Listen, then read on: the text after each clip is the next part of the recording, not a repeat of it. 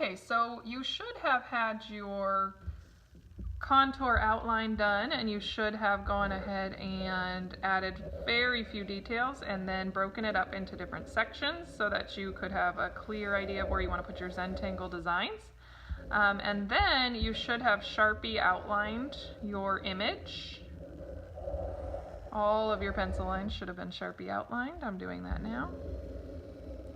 And then what we're going to be doing is we're going to be adding in our Zentangle designs, which you should have practiced with.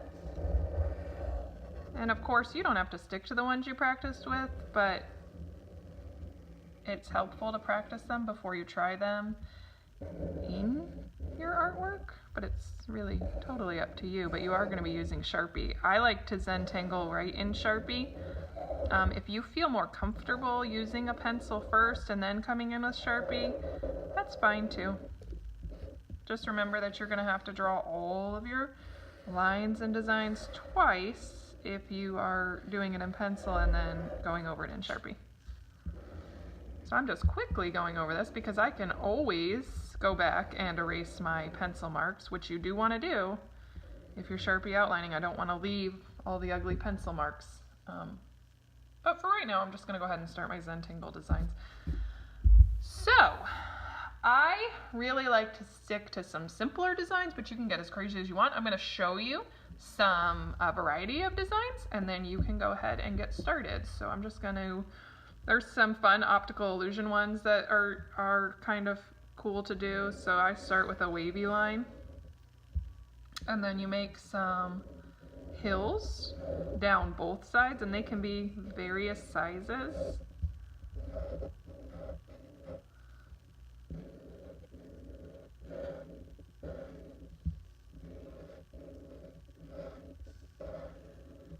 Okay, and then what you do once you have that is you start following that exact shape again.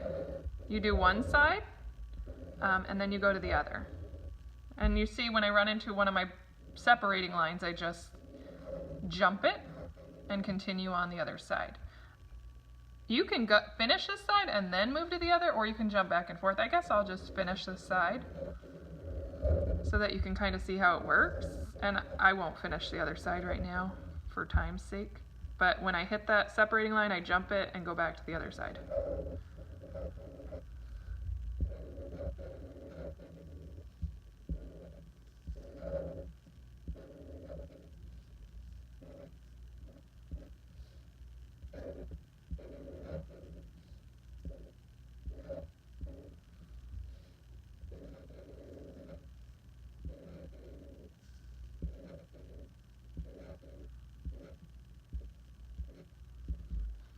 And then you would go and finish the other side. Some other fun ones, there's another optical illusion one that's fun to do kind of like that. You start with a dot in the middle, and then you do some lines extended, like that. And then what you do is you go into each section and you just make these arches. Remember, if you hit a separating line, you stop.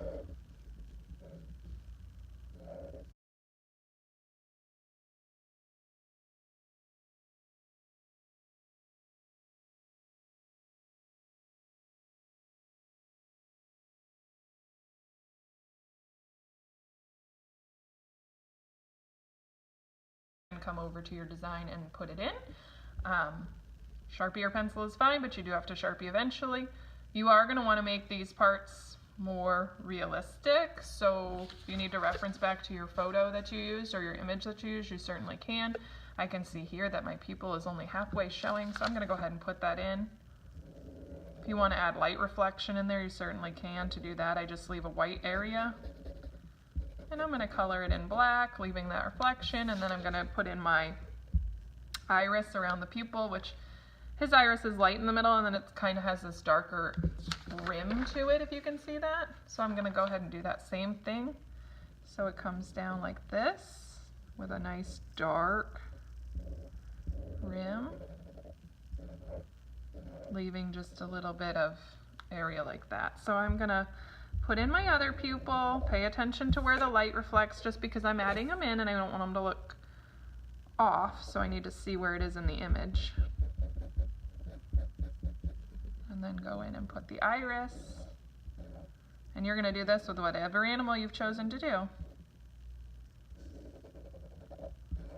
For his nose, I'm going to kind of keep it simple. I don't really need too much detail, so I'm just going to